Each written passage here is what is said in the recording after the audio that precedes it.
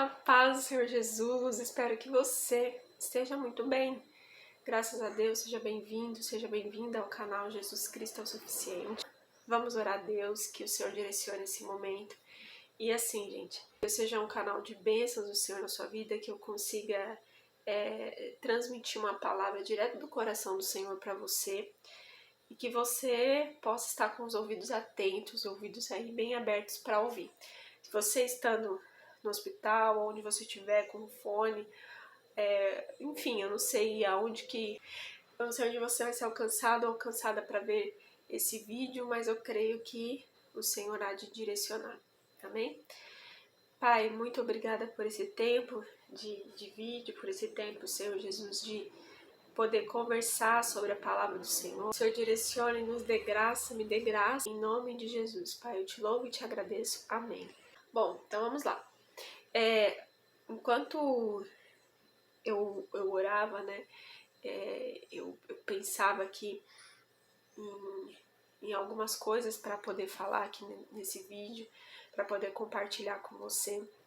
E uma das coisas que vejo que o Senhor tem ministrado ao meu coração é sobre o nosso tempo, né? Como que a gente tem usado o nosso tempo. E aí eu desejo abrir um pouco mais esse assunto aqui com você, de como que isso influencia, né, a nossa vida e tudo mais. Mas uma vez eu ouvi numa pregação uma ilustração bem interessante a respeito desse tema, né? E a ilustração dizia assim, que tinha um homem que ele andava com Deus, andava muito com Deus, e o inimigo estava ali em cima dele, tentando destruir a vida dele, tentando afastar ele de Deus. Então o inimigo ele começou a usar de estratégias, né, contra a vida desse homem. E aí, então o inimigo ele colocou várias mulheres no caminho desse homem, um homem casado, mesmo se não fosse, né, não poderia se relacionar com um monte de mulher. Mas o inimigo colocou várias mulheres, as mais lindas, no caminho dele, para estar ali tentando seduzir ele e tal e tal. E esse homem sabia então que era pecado. Então ele já falou, ó, isso daqui tá evidente na minha cara, eu tô vendo que isso daqui é uma cilada do inimigo. Eu não vou cair nessa. Então ele se desfez dessas mulheres. Aí o inimigo, tá bom, a imoralidade não deu certo na vida dele, ele não olhou para outras mulheres, tal, então eu vou colocar no caminho dele muito dinheiro, mas em troca dele corromper, né, a moral dele, e ele vai ter que aí roubar, fazer alguma coisa errada para mim poder entrar na vida dele. Esse homem que andava com Deus e sabia muito bem, ele conhecia a palavra, ele viu, não, esse dinheiro fácil aqui não vem de Deus, a palavra já me ensina que isso daqui é errado, não vou cair nessa, isso daqui é coisa do diabo, tirou fora. E aí, assim, o inimigo ele foi apresentando mentiras, e ele percebia, não, isso daqui é mentira, eu não vou cair nisso daqui, isso daqui vai contra, eu tô percebendo que aqui tem mentira, tem um pouco de verdade, mas também tem mentira, então eu vou cair fora. E assim o inimigo foi colocando vários tipos de ciladas, desde ciladas sutis até ciladas assim bem evidentes, bem assim, que tava na cara que era o inimigo. Então às vezes vinha alguém e apresentava meias verdades para esse homem, né?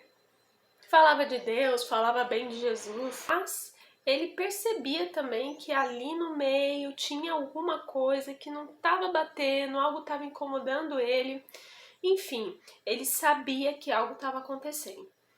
Então, o inimigo, depois de fazer todas as investidas que ele tinha e colocar e jogar as cartas dele ali na mesa e perceber que esse homem não estava caindo de jeito nenhum em nada do que ele estava fazendo, esse homem estava muito esperto, ele estava muito ligeiro, esse homem estava pegando as coisas no ar, ele estava percebendo tudo que o inimigo fazia, ele percebia. Então, o inimigo falou, vou dar aí a cartada final nesse cara. Eu vou tirar o tempo dele. E como o inimigo é muito astuto, ele não foi reduzindo o tempo do homem com coisas que ficavam evidente que era uma coisa assim banal, uma coisa que não tinha tanta relevância, porque era um homem assim muito esperto, um homem muito ligado com Deus, ele não ia se envolver com qualquer coisa. Então o inimigo ele começou a colocar vários tipos de de atividades, né, do famoso ativismo na vida dessa pessoa. Então começou a aparecer muita gente para ele ajudar, pedindo ajuda para isso, ajuda para aquilo. Eu preciso disso, eu preciso daquilo. Passa aqui na minha casa, vem aqui na minha casa, eu preciso de um aconselhamento, eu preciso de alguém para conversar. E aí esse homem olhando essas coisas falava, não, então eu vou ajudar, né? Eu vou perceber. E aí esse homem ele começou a se ver pressionado a ajudar essas pessoas. E ali dentro da igreja mesmo, algumas pessoas falavam, não, mas a sua vida ela não pode ser uma vida que você ora tanto assim. A oração ela tem que estar ligada com a ação. Veja só o nome, oração e ação. Você tem que sair para fazer aí a vontade de Deus. Você está negligenciando. Essas pessoas estão pedindo a sua ajuda e você não está indo na casa delas. Esse homem começou a ficar assim incomodado com isso. Veja lá a carta de Tiago que diz que a fé sem obras é morta, viu? Deve ser isso.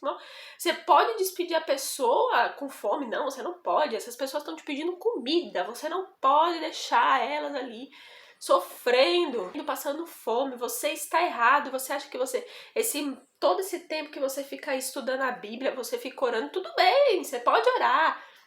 Você pode ler a Bíblia, mas você precisa também separar um tempo para ajudar essas pessoas que estão precisando. E aí esse homem, ouvindo essas pessoas que estavam ali sutilmente usando aí todas essas escrituras para desviar o homem daquele foco, daquele propósito que ele tinha se mantido. E era uma coisa tão assim, que você olha assim, não, é Deus, é de Deus, é claro que olha que a pessoa tá falando, tem até base bíblica para ela falar isso. Gente, enfim, o inimigo, de maneira tão astuta, usou pessoas para usar a Bíblia, foi colocando pessoas pedindo coisas assim tão... E ajuda, aquela pessoa queria comer, aquela pessoa queria uma visita, aquela pessoa queria um aconselhamento. Então o dia inteiro ficava aparecendo um monte de gente elogiando aquele homem, falando, nossa, você é muito usado por Deus, eu me aconselho nisso. E tomava horas do dia dele, horas da semana dele para aconselhar. Mas eu não tô entendendo, o que você tá falando aqui? Me explica de novo essa escritura aqui da Bíblia, eu não tô entendendo. E aquele homem ia lá explicando. E aí foi aparecendo mais pessoas no caminho desse homem. Eu preciso de uma cesta básica, leva pra mim, que eu tô... E aí foi. Quando viu esse homem, ele já estava com o tempo totalmente tomado. A agenda desse homem, ela estava tomada por um ativismo muito grande. Ele estava aí com os horários do dia dele comprometidos. A agenda dele estava tomada. Muitas pregações, muitas visitações, muitas pessoas para ajudar. O WhatsApp desse homem não parava mais de tanta mensagem, era tanta gente pedindo ajuda, era tanta gente pedindo aquilo, era tanta gente pedindo aquilo outro e tal coisa. E esse homem ele começou a enfraquecer. Ele foi começando a ficar sendo sugado por todas essas pessoas que estavam pedindo tanto conselho. Ele tinha que ter todo aquele raciocínio e conselho e batalha espiritual e jejuar pelas pessoas, e jejuar com as pessoas e tal. E ele estava dando tudo de si. Ali ele estava também demandando dinheiro, ele estava indo fazer muitas visitas, e visita um, visita outro, o corpo cansado. Esse homem tinha o trabalho dele, e aí ele não estava conseguindo dar conta de tanta gente, tanta demanda que foi surgindo no caminho dele. Mas as pessoas da igreja incentivavam, não, é isso mesmo, você tem que ajudar as pessoas, você tem que ajudar aquele outro, você tem que sim fazer isso. E aquele homem foi sendo sugado, ele foi sendo sugado. E aí ele não tinha mais todo aquele tempo de devocional que ele tinha antes. Ele antes meditava na palavra do Senhor, ele tinha uma busca profunda na palavra do Senhor, para saber o que está escrito na Bíblia, para saber pessoalmente o que é bíblico, o que não é. De oração aos pés do Senhor, buscando pelas vidas, intercedendo, ele era um forte intercessor da Igreja de Cristo. Ele passava horas intercedendo, buscando, e assim ele estava forte, ele estava com Deus, ele conseguia perceber as ciladas do inimigo. Mas você pode ter já percebido qual foi a estratégia do inimigo. O inimigo tirou o tempo desse homem, o tempo. Mas ele foi mexendo de um jeito E ele foi bagunçando a agenda desse homem. Ele foi enchendo a agenda desse homem de coisas, ele foi colocando coisas, acrescentando coisas, atividades.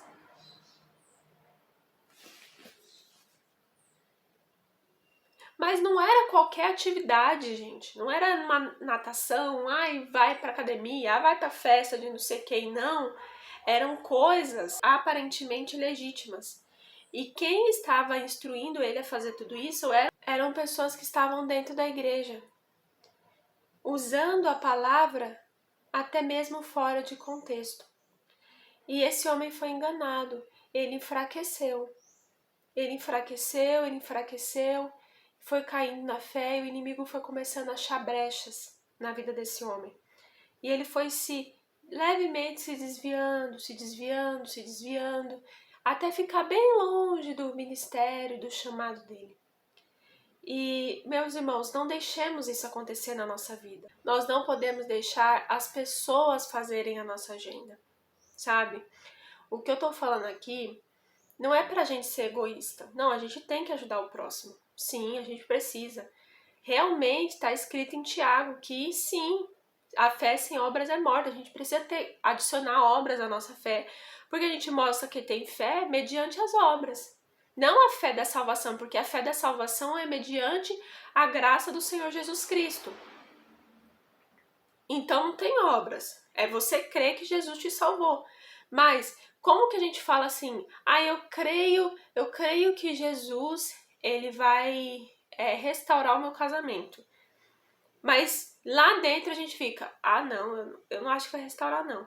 Quando o marido ou quando a esposa chega, já dá uma patada, fica pedindo para Deus, Deus restaura o meu casamento, ou fica falando, Deus não restaura o meu casamento. Mas aí, na hora de mostrar nas obras, não mostra. Então a fé sem obras é morta, a sua obra mostra a sua fé. Então assim, eu tô falando, Deus, eu creio que o Senhor vai restaurar meu casamento. Aí quando você vai olhar nas minhas obras, você vê lá, ela tá preparando algo especial pro marido, ela está aguentando mais calada, ela está aguentando as afrontas dentro de casa, tá aguentando. Então as obras dela estão alinhadas com a fé. Então ela tá falando, Deus vai restaurar, ele vai fazer o impossível, mas no possível, dentro do possível, ela tá fazendo a parte dela. Então a obra tá mostrando a fé dela. Porque se você não tem fé que Deus vai fazer alguma coisa, se eu não tivesse fé, aqui no exemplo que eu tô dando, se eu não tivesse fé que Deus ia fazer isso, no caso aqui o exemplo que eu dei, a restauração do meu casamento. Se eu não tivesse fé, eu não estaria agindo já de uma forma que vai anteceder aí o milagre. Então a gente só age de determinada forma quando você não vê nada, porque você tem fé que Deus vai fazer um milagre. Então a fé, as obras, ela vai confirmando a sua fé de fato. Então esses textos que foram citados aqui na ilustração, eles são verdadeiros, mas essas pessoas que estavam falando esses textos, elas estavam empregando esse texto no momento errado. Elas estavam usando a Bíblia para convencer aquele homem a fazer aquilo que não era o propósito da vida dele naquele momento. E pasmem a todos, né? Quem estava por trás de tudo isso era o diabo. Primeiro de tudo, nunca deixe nada tirar o seu tempo de devocional com Deus. Nunca deixe nada tirar o seu tempo de meditar na palavra de Deus profundamente. Porque assim, gente, você pegar a Bíblia e ler um versículo aqui, disseram-lhe, pois, o sinal, pois tu, para, vejamos, creiamos em ti, que operas tu. Amém, Jesus abençoe meu dia, tchau. Se alguém perguntar para você o que você leu, você não sabe. Ou se você pegar a Bíblia aqui e ler 50 capítulos, nossa, li um monte de capítulo. Se alguém perguntar para você, você não sabe. Por isso que precisa da meditação. Então a gente precisa separar um tempo para ficar meditando, mergulhando na palavra de Deus todo dia. E a gente precisa ficar lembrando durante o dia desses versículos. Então, haja que houver, qual for o argumento, não deixem tirar o seu tempo com Deus. Se você ainda não tem essa prática de fazer um estudo profundo da Bíblia, de meditar, comece a fazer isso urgentemente. O diabo vem falar qualquer coisa porque ele sempre mistura verdade com mentira. Ele não fala assim as coisas tão claramente. Quando ele fala muito claramente, é porque realmente ele tá ali, nossa, já escancarado com você, né?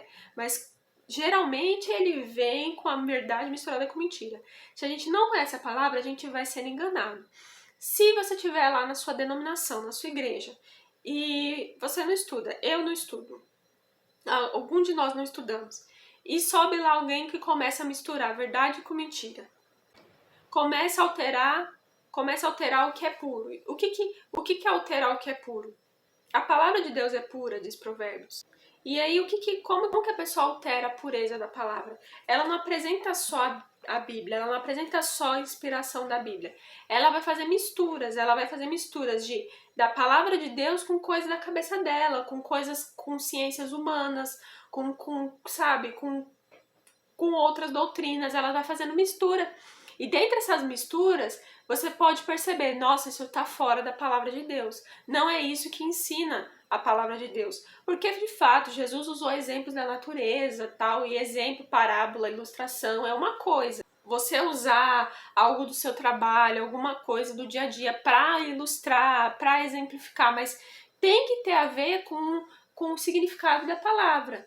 Agora tem pessoas que não, elas criam novas doutrinas, coisas que não tem na palavra de Deus com ciência humana. Eu não vou usar argumento humano, eu não vou usar coisa humana para pregar, eu vou usar o quê?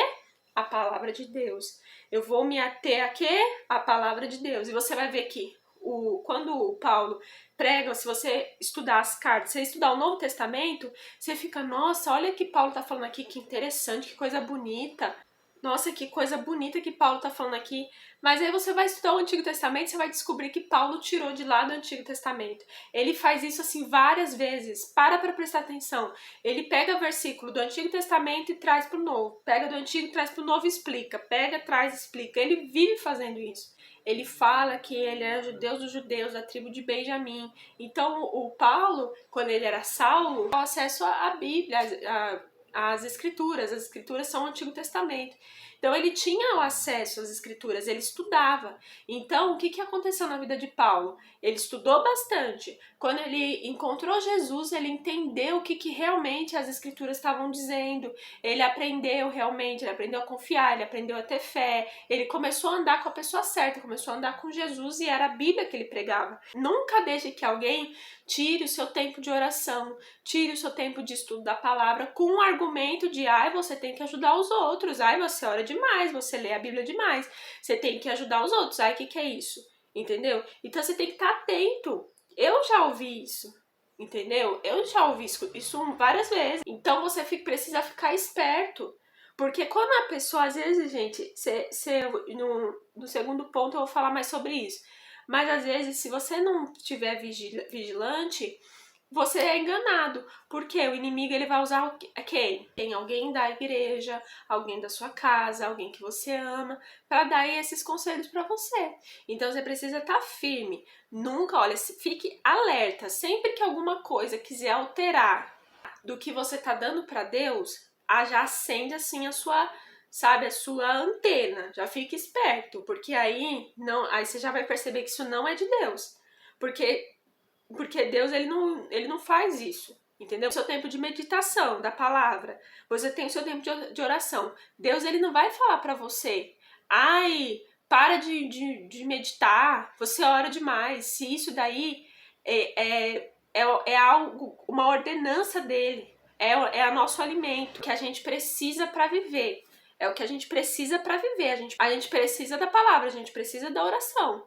Então, o que a gente precisa fazer? Nós precisamos nos adequar o nosso horário para ter o nosso tempo com Deus. Então, recentemente eu ouvi um exemplo de um senhor que ele era um homem de muita oração. Todos os dias ele dedicava 2 horas do dia dele para orar. Todo dia era 2 horas. As primeiras 2 horas do dia dele era oração. Ele acordava, ele ajoelhava e ele ia orar. 2 horas. Era a intimidade dele com Deus. Aí, por exemplo, aí ele fazia lá a oração dele. Digamos, ele tinha um compromisso às 6 da manhã. O que ele fazia? Ele acordava, então, 2 horas antes para orar. Se ele tivesse E assim, a sós com Deus, não é orar aí no meio do caminho, no ônibus, enquanto você tá indo pro lugar, não. Isso a gente também faz, mas a gente precisa ter um tempo a sós com Deus. Então ele sempre fazia isso antes. Aí se ele tivesse um compromisso 5 horas da manhã, ele acordava 2 horas antes para orar. Porque ele tinha prioridade no dia que era Deus. Então ele tirava de todo mundo, mas ele não tirava de Deus. E assim ele passou a vida inteira dele, esse era o testemunho dele. Todo dia da vida dele, podia contar com ele ali 2 horas orando. Então, a maneira que eu faço a minha devocional pode ser muito diferente da sua. Mas o importante, meus irmãos, é que cada um de nós ter um tempo de qualidade com Deus. Então não é um tempo pesado, sabe? Imagina você ter o seu filho e aí você quer ter um tempo de conversar com o seu filho, você quer ir tomar um sorvete com o seu filho, sabe? Você gerou o seu filho, você ama o seu filho. Aí você chama ele, você fica lá vendo que ele tá fazendo assim, que ele tá fazendo assim, tá batendo o pé. Ai, nossa, eu não queria estar aqui, não sei o quê. Tipo, demonstrando, sabe? Ou, pai, já acabou? Pai, que hora que a gente vai embora? Pai, não sei o quê. Ou seu filho ficar só toda hora assim, concentrado ou falando daquilo que ele vai fazer. Isso não seria muito chato pra você? É muito chato pra Deus quando a gente faz assim também. Sabe aquele negócio obrigado? Obrigado mesmo, sabe? Eu não queria estar aqui, mas eu tô porque eu preciso da devocional. Não. Deus deseja, meus irmãos, que seja algo espontâneo, algo que a gente queira fazer, algo gostoso, algo pai e filho, entendeu? Algo tranquilo, algo em paz. É certo que muitas vezes vai vir um cansaço, vai vir uma opressão do diabo para você não fazer aquilo, mas você repreende, você continua. No começo pode não ser tão assim, tão espontâneo, mas vai começando espontaneamente, vai percebendo qual é o tipo de devocional, percebendo como que vai ser gerenciada essa devocional. Então, realmente a gente precisa, com a ajuda de Deus, aí eu entro nesse ponto para finalizar, a gente precisa montar a nossa agenda com Deus. E isso a gente vai descobrir assim, ó, orando, buscando, pedindo orientação, perguntando, Deus, como que eu faço? Me ajuda. Porque assim, hoje eu sou dona de casa. Eu sou dona de casa, tenho meu marido, tenho as coisas, tenho os estudos, tenho a físio e tal. Deus, me ajuda. A gente vai tendo fé e vai se dedicando que Deus vai ajudando a gente. Então, nesse ano, pra mim, por exemplo, foi o meu primeiro ano de casada. Então, teve muita adaptação. Teve a entrada do meu marido na minha vida, teve o ser dona de casa, ter que organizar toda essa agenda, reorganizar, porque solteira eu tinha uma agenda, eu tinha uma vida, casada agora eu tenho outra vida, e eu ainda tô nessa fase de adaptação. Então, vira e mexe, eu tenho que mudar, remanejar e tal, e pedir ajuda de Deus e pedir perdão de algo errado que eu fiz ou que eu vacilei aqui no horário e me atrapalhou isso ou aquilo.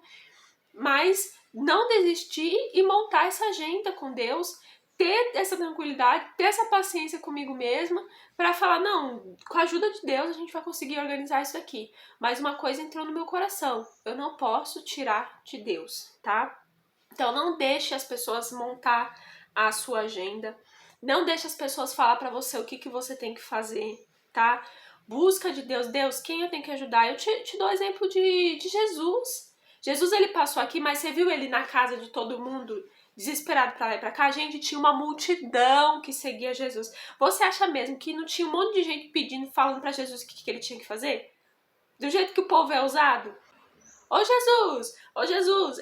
A Bíblia mesmo fala que ele não coloca todos os detalhes, tudo que Jesus fez lá na Bíblia. A gente não sabe, né? A nossa Bíblia aqui, ela não ia comportar o tanto de coisa que Jesus fez. Mas eu acredito que Jesus tinha o roteiro dele diário. Ele sabia para onde ele ia. Então você vai ver assim, ó, é necessário passar por Samaria. Então ele sabia, ó, pá, lá no começo, por exemplo, se você ver o começo de Mateus, você vai ver assim, João Batista foi preso, Jesus estava atento. Então para se cumprir a profecia, agora eu vou para tal lugar, para que se cumpra a profecia. Então ele estava vendo o que estava acontecendo, ele estava discernindo, ó, agora a profecia se cumpre. Ele começou o ministério por volta dos 30 anos, não foi nem antes e nem depois. Em dado momento, a Maria ali já querendo fazer a agenda de Jesus, ele falando, não, por que você me procura agora? Eu não vê que não é chegada a minha hora? Então, você vai percebendo como que Jesus gerenciava a vida dele. E aí ele sabia onde ele estava e é evidente que ninguém ali estava fazendo a agenda de Jesus. Ele estava fazendo a agenda dele com o Pai, né? Tanto é que quando ele, por exemplo, ele vai lá cumprir a missão dele aqui na Terra, que é salvar a humanidade. Ele falou, ó, Pai, se possível, passa de mim esse cálice, todavia seja feita a tua vontade. Então, todo o tempo Jesus estava apontando pro Pai, eu faço a obra do Pai, eu faço o querer do Pai, tal, tal, tal, tal. Então, Jesus entendeu a agenda dele, entendeu o propósito dele, que o Pai tinha dado. Então, assim, não é você e eu com a minha agenda. Agora então eu faço minha agenda, eu faço o que eu quero e ninguém manda em mim. Não é isso. É a gente fazer a nossa agenda junto ao Pai. Uma vida de intimidade com Deus vai começar a mostrar para nós qual é o nosso caminho. E aí, gente, não vai ser homens que vai fazer a sua agenda e nem a minha. Vai ser o Pai. Então, assim, o que o Pai tá pedindo para mim?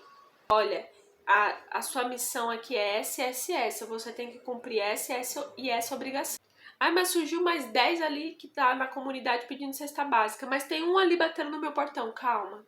Deus, aonde que o Senhor quer que eu vá? Se a gente tivesse intimidade com Deus, o Senhor, o próprio Espírito Santo vai mostrar pra gente pra onde que a gente tem que ir. Jesus fala pra ele, Jesus, fica aqui na minha cidade, vamos ali. Não, agora eu tenho que ir pra tal lugar. Ia pra tal lugar. Jesus, deixa eu ir com você lá na sua missão e tal. Não, você vai para tal lugar comigo, esses 12. Então, é assim, gente. É assim. Ele estava com a mente a todo tempo alinhada com o Pai, percebendo o que era dele e o que não era dele. E é muito importante que a gente faça assim também. Nunca deixe ninguém tirar a sua devocional com Deus. Tirou a palavra, tirou a visão, tira tudo. Você não sabe mais que é verdade ou mentira, você é enganado. Não deixe as pessoas fazer a sua agenda. Deus, ele te falou, sua missão aqui na Terra é essa, você vai buscar cumprir a sua missão. Porque tem gente que vai falar pra você, não, você tem que fazer isso, você tem que fazer aquilo, você é chamado pra isso. As pessoas gostam de dar missão pra gente, dar propósito de vida, dar chamado, mas quem dá isso é Deus. Por exemplo, eu tô aqui aberto Mateus 7, 15 ao 19, aqui fala que eu telhai-vos, porém, dos falsos profetas. Vem vestido como ovelhas, mas interiormente são lobos devoradores, por seus frutos os conhecereis. Porventura, colhe-se uvas dos espinheiros ou figos dos abrolhos, assim toda árvore boa produz bons frutos e toda árvore má produz frutos maus. O que a gente sabe na Bíblia que é fruto? Nós conhecemos os frutos do Espírito. Então, Jesus está falando aqui de algo espiritual que vai aparecer no mundo físico. Então, você olha a pessoa, ela não tem mansidão, ela não tem domínio próprio, ela não tem alegria, ela não tem paz. É uma pessoa perturbada, é uma pessoa que onde tá a briga. Olha esses frutos dessa pessoa. Aí essa pessoa vem falar que é de Deus e tem uma profecia para sua vida. Tá em pecado, tá em imoralidade, tem 3 mulheres, eu ia falar 30, mas pode ser, né, também. Fica com uma mulher, sai com um, sai com o outro. Mas é profeta. Tem gente que revela porque tem o espírito de adivinhação, o espírito maligno, que você vai ver, por exemplo, na própria palavra, o apóstolo Paulo expulsando o espírito maligno de uma moça que estava ali falando uma coisa que aparentemente era muito boa. O diabo veio matar, roubar, destruir. Eu já ouvi uma menina falando pra mim que foi ali numa sessão. Eu não sei agora dizer de que religião que era, mas eu sei que era uma coisa assim totalmente fora da Bíblia, uma coisa assim totalmente fora, gente. Era um ritual ali, parecendo um ritual de feitiçaria mesmo. E ali naquele ritual, o espírito que se encarnou lá falou pra ela que eu sou uma pessoa muito boa, que eu sou uma pessoa de Deus e que ela podia me ouvir porque eu sou uma pessoa de Deus. Eu ouvi aquilo e falei, meu Deus do céu. E o inimigo faz isso, ele tava lá elogiando Paulo. Olha, lá vai o homem de Deus. Gente, o inimigo, ele engana. Então, se a pessoa ela não tá atenta à palavra, ela é enganada, porque por aí tá cheio de gente revelando em um monte de igreja, mas o que ela tem nada mais é do que um espírito de adivinhação. Porque quando você olha as obras, não tem nada a ver com a Bíblia. Se você pegar e estudar a Bíblia, você fica misericórdia, não tem nada a ver. Não tem fruto do Espírito. Às vezes você tá numa igreja, até uma igreja séria, mas você tá vendo que o pastor tá ensinando umas coisas, você tá ouvindo aquela pregação, aí você começa a perceber sutilmente que não, isso daqui, mas isso não é bíblico. Como assim? determinada doença não tem cura, mas o Senhor diz, o Senhor Jesus diz, tudo é possível ao que crê. Ele levou sobre si. Peraí, tem alguma coisa errada. Essa pessoa tá dando um ensino humano. Ai, peraí, tem que aceitar isso, tem que aceitar aquilo. Mas por que eu tenho que aceitar isso? Se na Bíblia tá falando que eu não devo aceitar esse tipo de coisa. Você vai começando a perceber, peraí, essa pessoa tá com o ensino errado.